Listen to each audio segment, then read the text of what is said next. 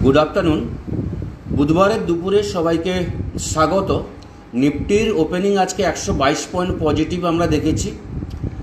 এতটা এক্সপেক্ট ছিল না, 50-60 পয়েন্ট পজিটিভের গ্যাপ আপের সম্ভাবনা ছিল, কিন্তু মার্কেট 122 পয়েন্ট পজিটিভ, কারণ ট্রাম্প এবং আমাদের প্রাইম মিনিস্টারের নিউজের কারণে, ট্যারিফের নিউজের কারণে।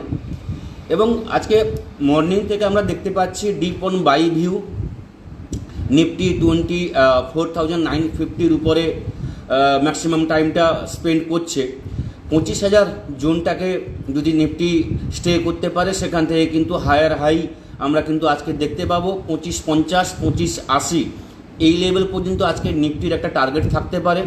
25,000 জোনটাকে যদি স্টে করতে পারে, ওভারঅল 24,950 এই জোন যদি ব্রেক করে যায়, তাহলে কিন্তু কিছুটা ডাউন আসতে পারে। ওভারঅল কিন্তু পুট রাইটার হিউজ পরিমাণে বসে আছে 24,950, 25,000 জোনে পুট রাইটার হিউজ পরিমাণে বসে আছে। তো ডিপ অন বাইর ভিউ থাকবে। ওভারঅল 25,000-এর উপরে থাকলে স্ক্যাল্পিংয়ের জন্য ট্রেড নিতে পারেন। 2530, 2550, 2580 এইভাবে ট্রেড করুন।